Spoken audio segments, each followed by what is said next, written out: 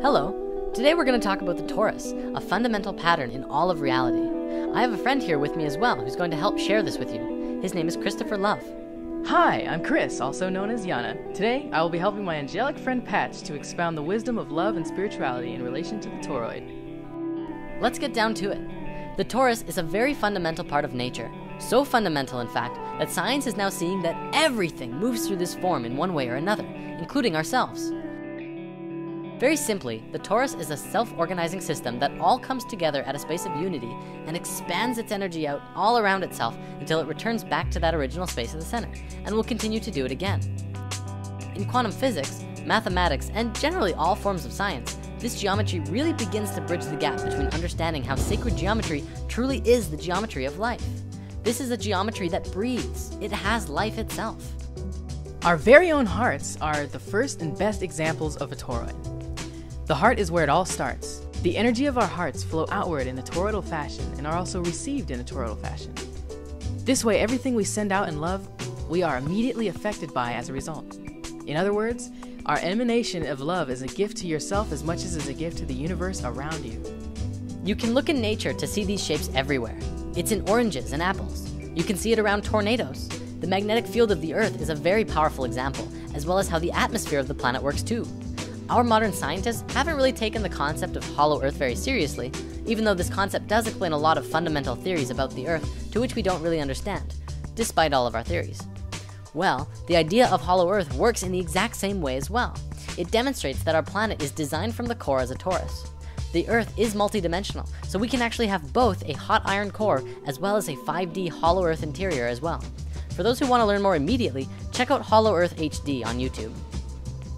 Moving on, we all know the fundamental principle of the universe of as above, so below. Well, this torus is even found at the size of galaxies. Atoms even have this very geometry as well. It's quite literally everywhere. From this basic expression demonstrates how life ought to be. All of the energy that emerges from the core travels around the torus and fuels itself.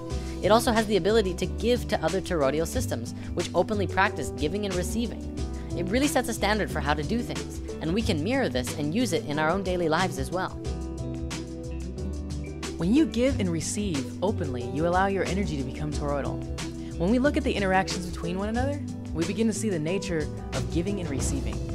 If we shift how we give and receive with others, we give ourselves an opportunity to receive feedback from what we emanate immediately.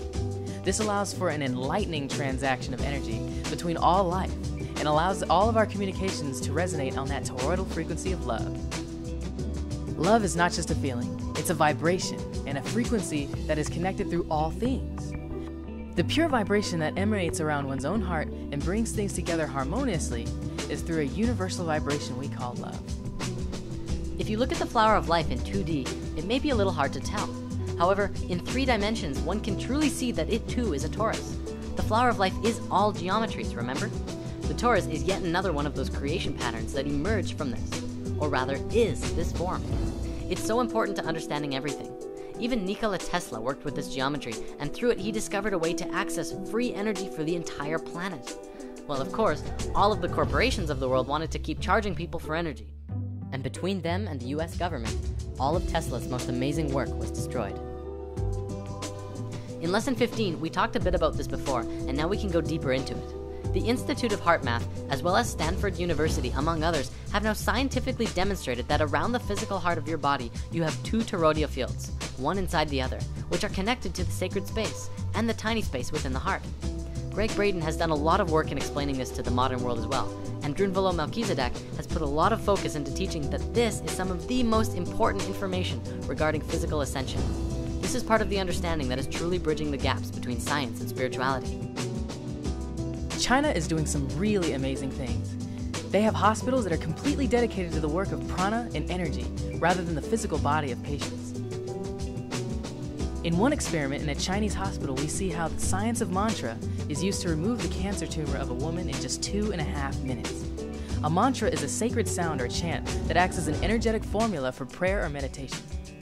Mantras allow for us to connect to our source and emanate an audible frequency that focuses our mind to the sound and thus inwardly back to the source.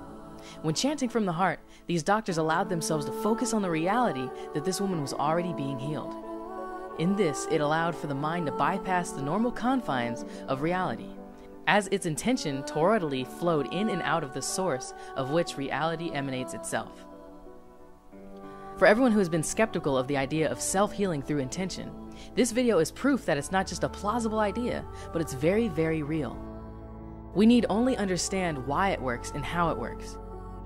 To come from a skeptical place and try, you will only see skeptical results. To come from a pure and true space, anything is possible.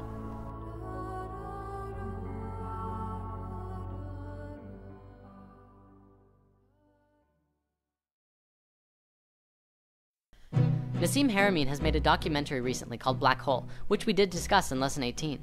He has done some really great work on this, and it's propelling our understanding of space into something completely new. He has demonstrated that the space at the center of the torus is literally the point of singularity, infinity, and the space where all consciousness truly resides. The source of the source field, and a space where all things are connected. In our modern physics, we don't really take consciousness and life into the scientific equations. Russian scientists are propelling their understandings of life to new levels and have even begun bridging the gaps of understanding gravity. Our Western model is not built to understand gravity, and the Russians have developed models which harmonically see that gravity itself is a conscious field, an information field of love that holds things together. It's really profound, and even quantum physics is beginning to look at this in new light.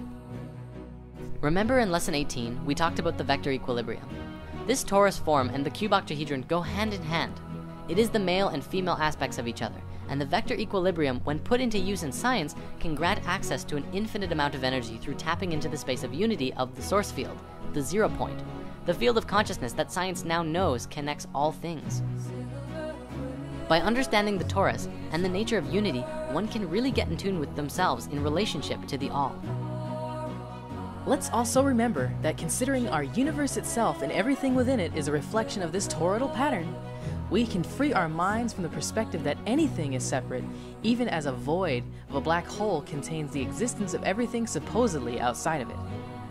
This is reflected in the psychic nature of those who in meditation dive into the void of consciousness, and those also who reach a state of Godhead awareness that includes all life in unity and love. The one is all, and the all is one. In the torus, the point of singularity, whatever consciousness is present, is the purest representation of the whole. The whole field is emerging from and returning to its original source, and all of it is conscious, and the singularity at the center is the space where it all came together and emerged out of. This can be demonstrated with the understanding of how the heart emerges in the body. If you remember from Lesson 15, the heart is the first organ to come into existence, and the rest of the body folds out of the heart itself, and then it pulls the heart into the center. The heart is truly more primal, more connected to source, and far more important than the brain. The heart is the space of love, and love of all is what will get you back into the heart and out of your brain.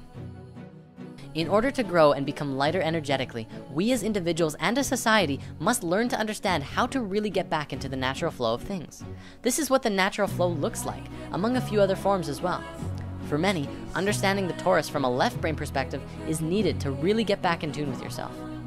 For others, you already understand it intuitively, and you just have to go with the flow and everything will work out perfectly. Well, thanks for tuning into our torus video.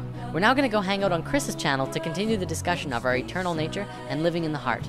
If you want to follow, this is Chris's YouTube channel. He's created his own series called Angel Academy, and is definitely transforming into something beautiful. Thank you for spending your beautiful time with us, and see you next time.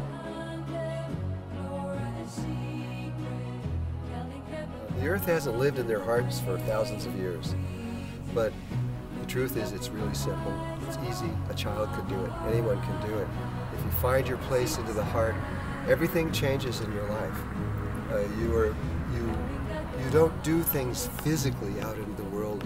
You do everything from within your heart, and the heart creates what your external world is. It's another way of being. It's an ancient way of being. We used to be this way, and we've long forgotten all of this stuff. You can do this. Everyone can do it.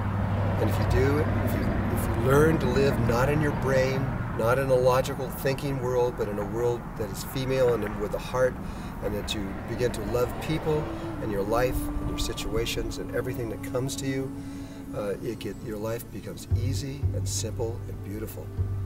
So I hope you find your way, because I know you can do this. We all can do this. Bye-bye.